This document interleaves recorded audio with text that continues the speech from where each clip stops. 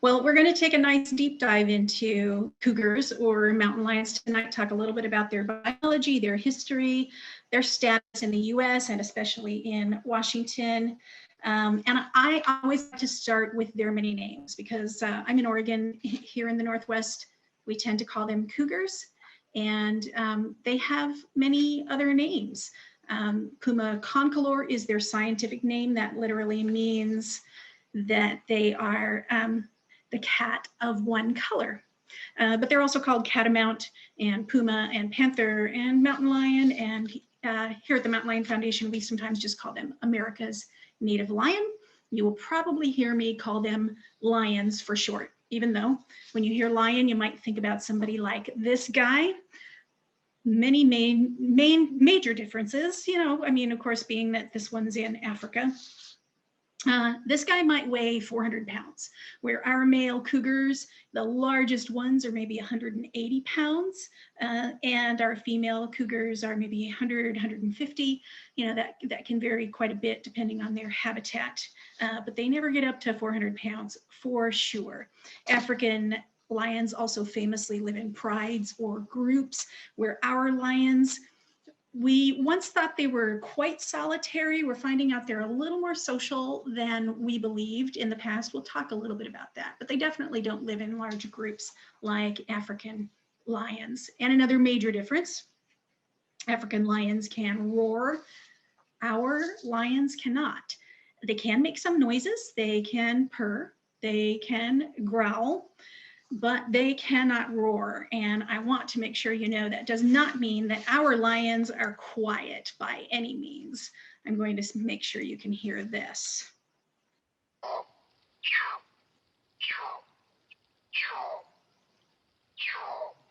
So those many names they have, one of them is mountain screamer. That is a sound that females will often make when they are looking for a mate. And it is unnerving, to say the least, if you don't know what it is. And it sounds like a human out there screaming in the wilderness. Funny story, we got a call from some people in El Dorado County in Northern California, just east of Sacramento. And they had a female lion right outside their bedroom window for several nights in a row, making that noise. And they were amazingly accommodating and sympathetic. They did not want her chased off. They didn't want any harm to come to her. And they were afraid if they went out and scared her off that she'd move to a neighbor who wouldn't be as accommodating. So they definitely lost some sleep. And of course, you know, after a few days, she did move on. So what is life like for a mountain lion? Most of their hours they're awake, they're walking at a very slow pace. Just casually traveling through their territory. They do live mostly alone, like I said, but we're learning that they rely a little bit more on their community of other mountain lions than we previously thought. Luckiest lions in the wild live to be about 13, although few, of course, make it that far. Life is difficult for wild animals anyway, and especially for native predators like this. They do have a really long childhood by wildlife standards. They stay with their mothers for 18 months to 2 years.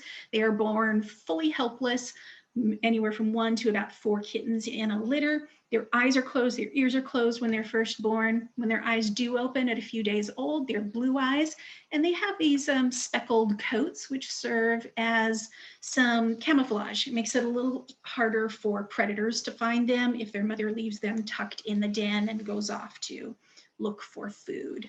As they get a little bit older, a few months old, they're walking and running, and they're doing a lot like your kittens at home would do. They spend hours playing, and it's a particular kind of play with all of their litter mates where they practice hiding and then pouncing and chasing everything that moves. And there are important reasons for this kind of play. This is where they're learning their life skills. They're going to grow up to be predators who will have to take down prey that sometimes is twice as large as they are. It just takes an incredible amount of skill and speed and strength, and they have to acquire all of that before they leave their mothers. So as they get a little bit older, their mother will take them along when she has had a kill, and that they will learn how to start learning how to hunt, start learning their hunting skills. And this is very important because if they are orphaned, if they're separated from their mother or their mother is killed before they're in that age range of 18 months to 2 years old, they won't have acquired that high level of skill that they need to successfully take down large prey. And these are the animals that are a lot more vulnerable to getting into conflict with humans because, of course, say livestock animals, sheep and goats that don't have the natural defenses that deer and elk would have are going to be, you know, a temptation for a hungry juvenile. So when they do get to that age and they're leaving their mothers, this is the most dangerous time of their lives, and most especially for males. So young dispersing females, they may stay fairly close to their mothers and their siblings, but males absolutely must go and find their own territory. One adult male can have a territory of about 100 square miles. That depends on you know, the available space, but it really is very dangerous if they interfere or interlope onto the established territory of an alpha male. They can be killed for that. So these young adults are heading out on their own, looking for their own territory. And when they meet other dangers, like they have to cross freeways, they have to cross farms, they have to go through communities where nobody's very happy to see a cougar, incredibly risky stage in their life. But they are, they're rugged. They are the most adaptable mammal in the Western Hemisphere, equally at home in dense rainforests, on high steppes, on rolling plains, high deserts, high mountain ranges. They can live almost anywhere, which is what makes them so uniquely an American species, because they can live in the diverse habitats that we have. Basically, they're able to live wherever their primary food source is available, and that tends to be deer and elk, although they will opportunistically prey on smaller animals, raccoons and rabbits, and depending on where they live, they might also feed on bighorn sheep, any number of other species, but almost everywhere their primary food sources are deer and elk.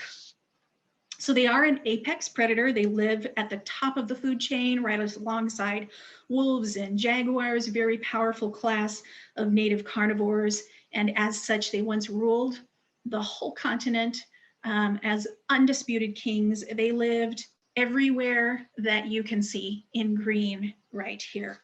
Lions were so integral to the lives and the landscapes of the original peoples of North America that they had about 25 different names for this species. And the native people of South America had about 18 different names. So they were a big part of daily life for them. Now we have resident breeding mountain lion populations in 15 Western states, basically west of the Mississippi, and then a tiny isolated pocket of Florida where they call them panthers, but they are the same species as our Western mountain lion out here. And the places where they do exist, their continued existence is not necessarily guaranteed. So how did we get here? Well, being powerful predators, they really didn't fear any natural enemies in the wild, but when European settlers came here 500 or so years ago, they met a different kind of lethal predator.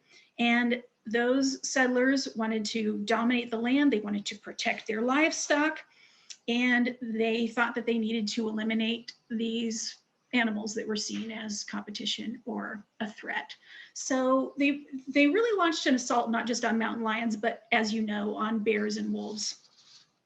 and other predators. 1684, that was the first year that we know of that the state of Connecticut issued a bounty paying 20 shillings for each hunter that brought them a dead mountain lion. Other states started to follow suit. This trend started to move west, so that by 1845, the last known lion in Ohio was killed. 1867, last known lion in Iowa was killed.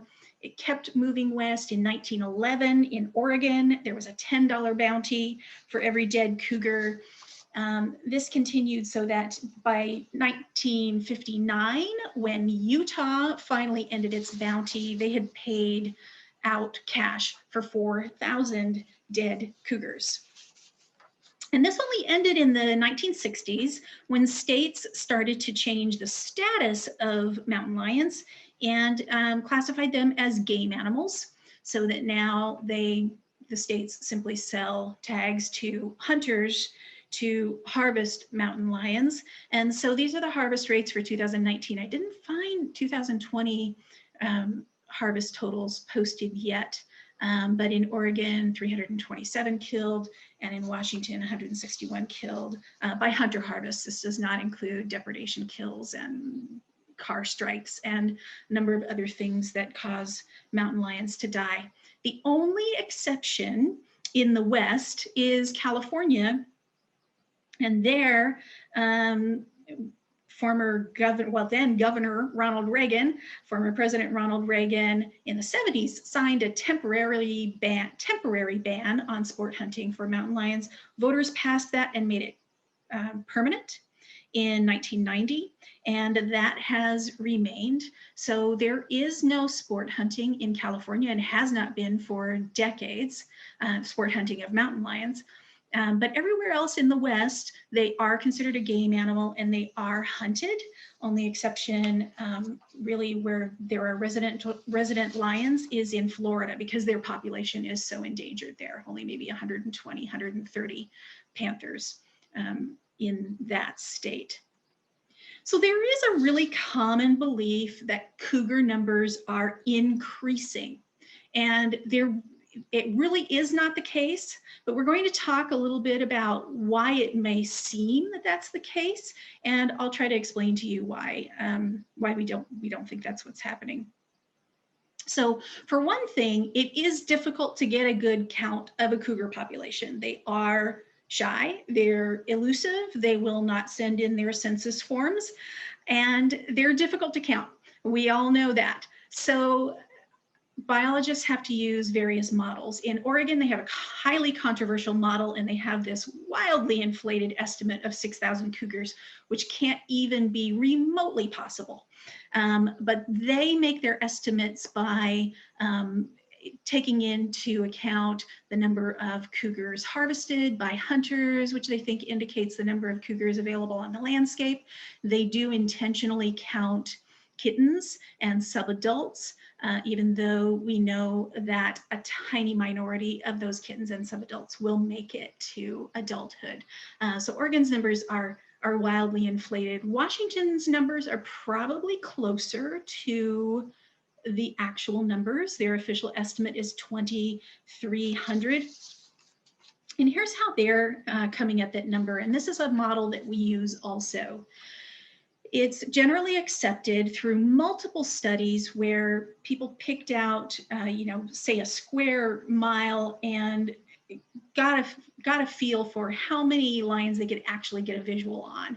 And there have been a number of surveys that hold pretty consistent that in an area that is even remotely suitable habitat for mountain lions, you'll have anywhere from 1.6 to 2.8 independent age, and again, that's over 18 months old, per 100 square kilometers, which is about 39 square miles. So people who are far better at that kind of math than I will ever be, they can use that formula to estimate how many lions will be in a state, how many lions will be in a county. And that's because they look at the data, they look at how many square miles of acceptable habitat exist in that area, and then they use this model. So are there really more cougars? From what we can see using that data, that formula, that states rely on and that other wildlife biologists use regularly? I don't think so. The numbers have stayed pretty consistent. What has not stayed consistent? All these other factors. We are not living among more cougars, but we are probably seeing cougars more, if in fact we're seeing them. So even if the number of cougars has remained consistent, the human population has grown exponentially, especially in Washington. You know that better than I do. Washington's population is among the fastest growing in the country, continually growing between 1% and 2% a year.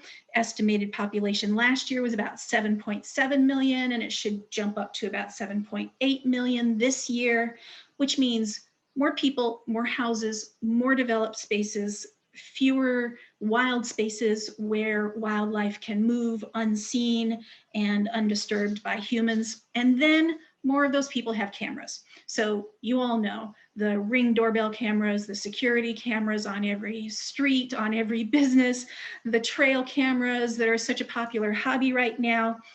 I get calls all the time from people who say, my doorbell camera captured a cougar walking down my street in the middle of the night, and I've lived here 20 years and I've never seen a cougar walking down the street. And I'll try to remind them, you haven't had a camera on your front door for 20 years either.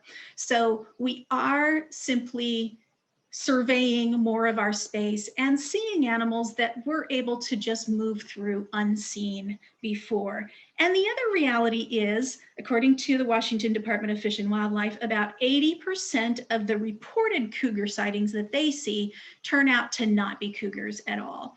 And we do see that at the Mountain Lion Foundation too. Every week we get emails from people who want to share their security camera video or still photos, and we think we saw a mountain lion. Even people who are writing to us from states where we know there are no mountain lions in existence.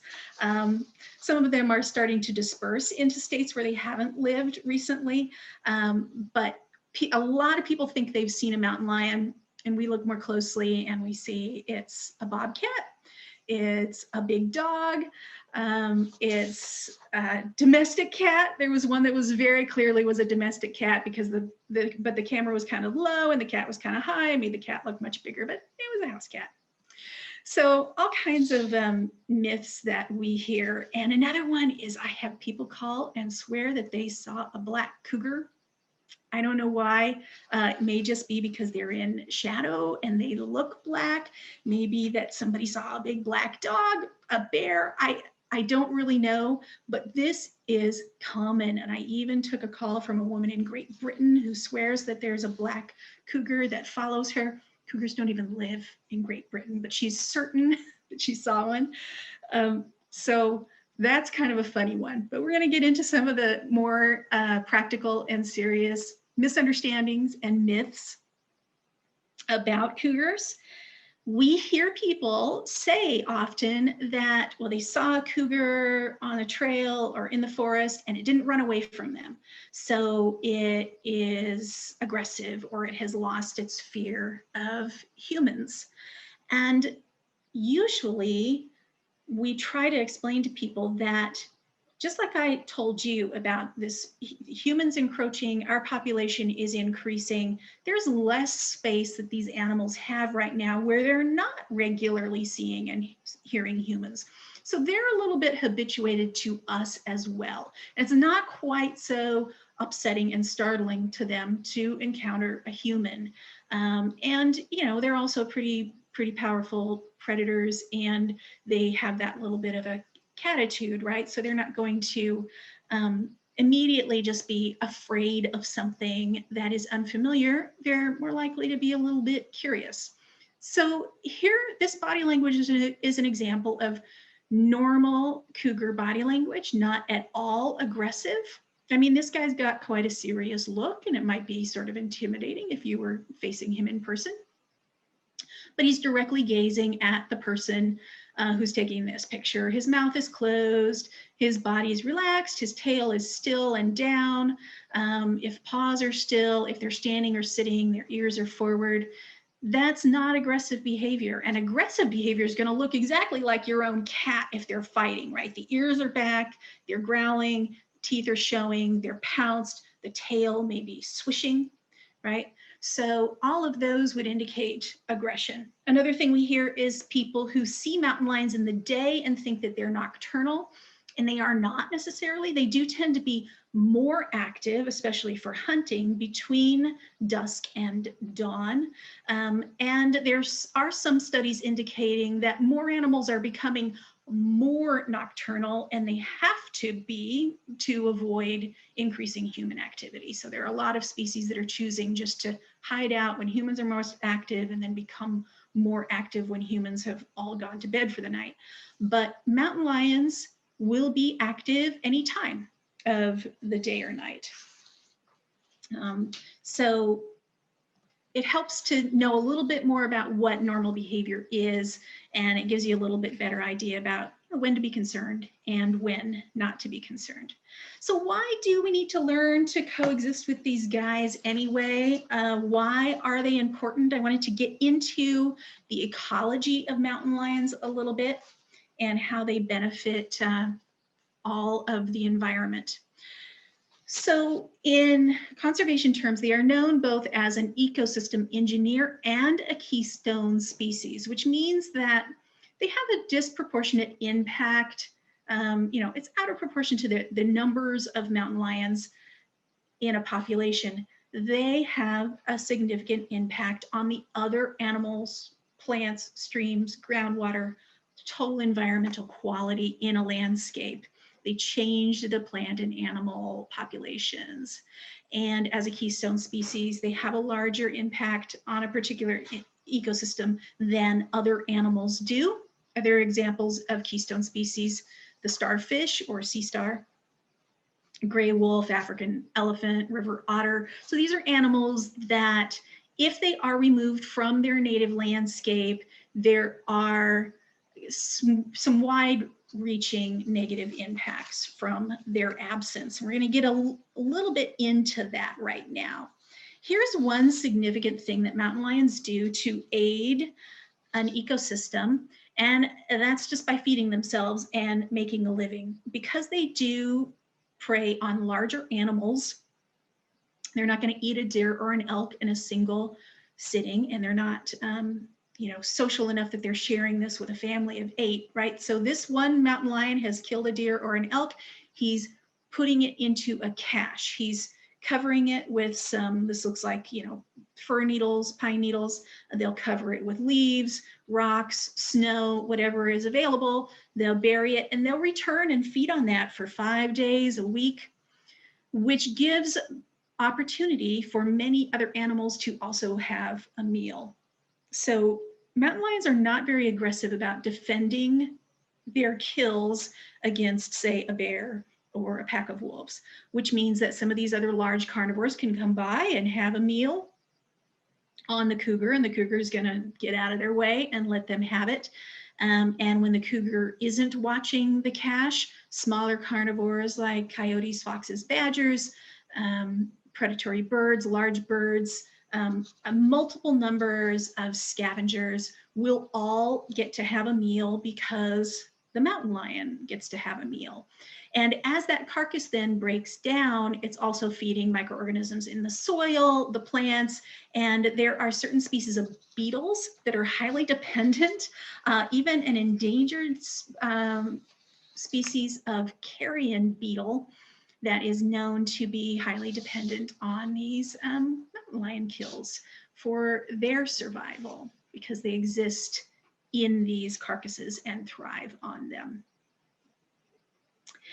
So I wanted to talk a little bit about some of the great research in mountain lions, because much of it comes out of Oregon and Washington, and then some of it into British Columbia. So this is a famous study from 2 Oregon researchers.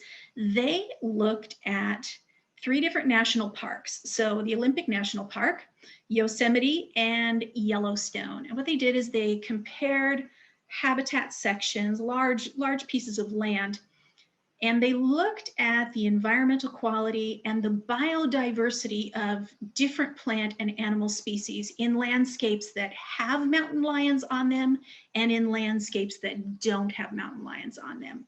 And this is a very simplified representation. So on the left, you see, a healthy, diverse landscape, because this mountain lion, by being present, is not only making sure that the deer don't overpopulate, but making sure that the deer will stay on the move. They know there's a predator nearby, so they're not going to stand in one area and graze so long that they eat down the tiny tree saplings, that they eat down the wildflowers, that they eat down the river grasses, which means that that stream bed is protected. It's keeping the water cooler, making a better environment for the salmon and the other aquatic species, providing wildflowers and forage for a host of other animals and insects, where the landscape on the right may look, perfectly pleasant and the humans are standing there watching the deer, but that a lot of those native plants have been eaten down and they're not able to support a wide range of other animals. So they found that this was definitely true and that they could demonstrate this in the 3 national parks. They could see a clear difference in the biodiversity and the environmental quality of the landscapes that had mountain lions versus the ones that didn't. There are a number of studies that had some surprising findings as well that seem a little bit counterintuitive. So here's one out of Washington State University that found that remedial hunting of cougars in Washington is associated with increased, not decreased, complaints and depredations. So they looked at the hunting rates in multiple small zones, game management units around the state, and then they compared the rates of hunting harvests to the subsequent rates of either complaints of depredations, which is when someone says that their sheep or llama was killed by a predator. So the rates of depredations and the complaints by humans. So they found actually that you might logically think that if we're afraid of cougars causing problems, we increase our hunting rate, we take out more of the cougars, we decrease their population, we'll have fewer problems. And actually the opposite is true. And not only this study, but numerous other studies. There's one out of British Columbia that came to a similar conclusion. So this has been demonstrated multiple times. And here's another one that's counterintuitive. One argument that you hear for hunting mountain lions is that if their populations are allowed to grow and hunters don't help manage their populations, that they will eat all the deer and elk and that those populations will decline. And again, studies find that the opposite is actually true. So here was an extensive study. This one came out of Oregon and California, but they compared all of the Western states that have mountain lion hunting, with the one exception being California, and that's the second one there in the gray is California. So what they found was that only Utah actually had higher density of deer populations on their landscape. All of the other states have fewer deer per square kilometer than California. And California has more people and more mountain lions than these states, and they don't hunt mountain lions and have not in decades. So California makes an interesting and kind of a convenient control in these studies where they can look at all these numbers across the board and compare where the other states are handling things pretty similarly, and California is the outlier that's handling things very differently. How does that play out?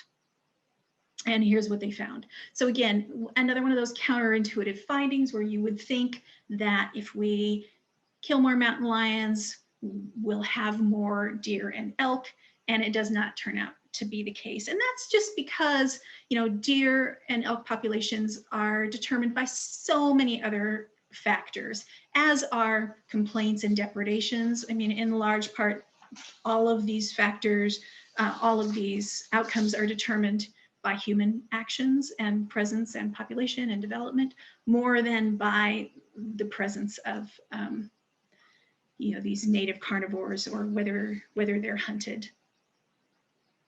So what we find is that cougar populations, like most native carnivore populations, are self-regulating.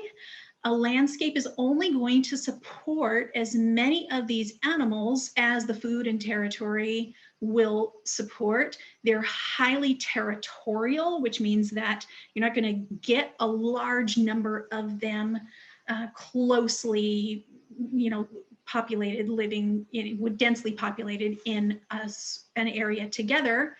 And their birth rates and survival rates are going to be such that it just, the population regulates itself.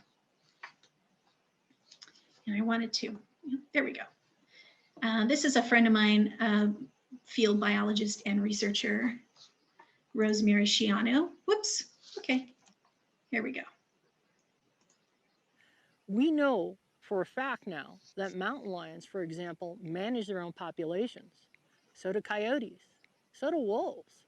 When we actually take out the alpha males and the alpha females out of these populations, what we're finding is a population explosion in certain areas of young non-alpha animals coming in. So when you take an alpha male out of a population, you'll find a lot of smaller, younger males filling in. The more we kill, the more we create these imbalanced ecosystems. So actually the best thing that we can do for management for now and the future is to not lethally manage and not give depredation permits, but to change our behavior and allow these animals to stay out on the ecosystems. So, like I talked about before, when if these lions are orphaned before they're 18 months to 2 years old, they may not even have the skills and the ability to survive on their own. And they are the ones that are more likely to get into conflicts. Another thing that you hear about carnivores, you hear it most often with coyotes. And I heard it today. I was in a hearing about coyotes, and somebody said, there's this rule with coyotes, you kill one, you're going to have 3 show up to its funeral. The same tends to be true for cougars. They are territorial enough that if you kill an adult male who really was holding down this particular territory, or a female, it invites in other cats looking to claim that territory, and they are probably going to be younger and less experienced. So knowing that, then, how do we really peacefully coexist? How do we keep ourselves and our animals and our properties safe and let these guys live their lives? I like to start with just some basic statistics on the actual attacks and deaths. In 100 years in the United States, there have been 125 attacks on humans. 27 of those have been fatal. So compare that to the deaths every year from bee and wasp stings. We average 62 deaths a year, and far less than 1 death a year from mountain lions. So there is a lot of lore and a lot of myth around these animals that doesn't necessarily bear out the facts. So when you're hiking at a place like Cowiche Canyon, or you're out in the wilderness, you're out at a national park, you're in a campground, and you wonder, are there cougars here? I say, let's act as if they are. There are some fascinating studies of mountain lions in California. Again, I hate to keep referring to California, but it's such a good control case. So in California, especially southern part of the state, they have multiple big parks with canyons that are pretty populated by cougars and really heavily used for recreation. These parks have huge trails that go up into the canyons, and most of those lions down there are wearing GPS collars. So their researchers know where they are, and they often are, you know, not far from where people were hiking, and the people were totally unaware that the cougars were there, because the cougars, you know, why would they want to intentionally come into some kind of a confrontation with humans? So they are often around us when we don't even know it, and that has always been the case. So now that we are heading out into the wilderness more, humans are recreating, humans are using these open spaces more, we can just act as if there is a possibility that cougars will be there. And to be safer, you can go in groups, hike in pairs or 3 or 4, make some noise. I've seen people carrying, you know, walking sticks with a little jingle bell attached to the top. So it just makes a little bit of a noise. And if they don't know that you're coming, then you're going to make enough noise that you will alert them. Keep kids and pets close, keep dogs on a leash. And then even though they can be out any time of the day and night, as I said, they are more active from dusk to dawn, and they're more likely to be hunting then. So you can decrease your chances of encountering them that way too. And then, and I wanted to talk to you a little bit about what you do if you happen to encounter one that is kind of curious or not afraid and doesn't run away. And you want to make sure that you never run. In general, they're not going to see us like prey. We don't look like prey. We don't smell like prey. Another interesting study that's happening in the San Jose area, a researcher is finding out that apparently to mountain lions, we humans smell like laundry products. And so where they're trying to deter cougars from coming near humans or livestock, they're hanging out these bottles that smell like fabric softener or fabric detergent. So we're wearing clothes, we smell funny, we're not covered in fur, we're walking upright, we usually have bright colors. Their prey is usually, you know, tawny colored. We don't look or act like prey. But if you do happen to find yourself in an uncomfortable situation with a mountain lion that isn't leaving, just make sure that you don't run. That's what prey does. Make some noise, make yourself look large, raise your arms, open your coat and fan it out, make yourself look large. If you're wearing a backpack, you can pick that up and swing that around. And if on the very rare occasions that you meet a lion that's being aggressive, that's usually because they're defending kittens, then throw whatever you can. Throw your backpack, throw your walking stick, throw your flashlight. If you know how to use bear spray and you're trained in using it, you can use that. But it's very easy to injure yourself or someone else and get some back spray, spray it into the wind. A better alternative is something like a small portable air horn or a loud whistle. And then a lot of people just, you know, throw rocks or sticks. And I've seen a number of videos where that makes them turn and run immediately. Prey don't throw things at them. They don't know what to make of that. And it's just really, really disturbing to them. So then also very important to protect domestic animals. This is one of the biggest reasons that cougars get killed. Because people haven't protected their livestock, and especially because people are bringing non-native livestock species onto wild lands, onto public lands, and then leaving them there unprotected in a wildlife habitat. And they're having a conflict with the wildlife, and then the wildlife loses. So Mountain Lion Foundation is at work trying to change those sorts of realities, but on our own properties with our own animals, we can definitely use some predator-proof enclosures. If you have, say, llamas or goats, they need to be closed inside a secure barn.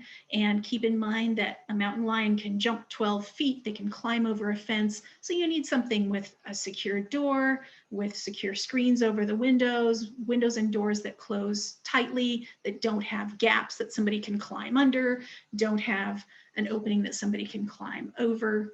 You know, just think like a mountain lion.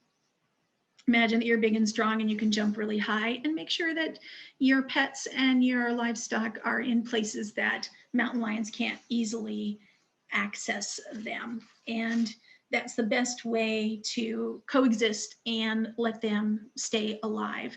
So Rosemary has a final word about pets, and then I will wrap this up and open it up to your questions. Unless they're trained animals that are out with the herds protecting them, we're responsible for our pets. Our pets are our family, and we don't want them to die from predation. And if they do, I ask people not to hold predators responsible. We're responsible for their safety.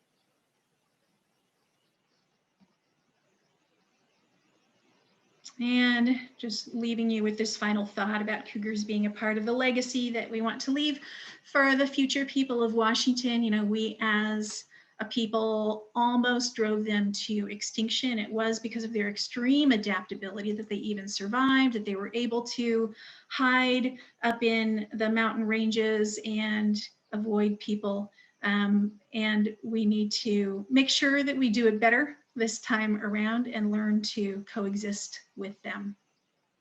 So thank you all for listening, and I'm ready for questions or comments. I'll do my best to answer.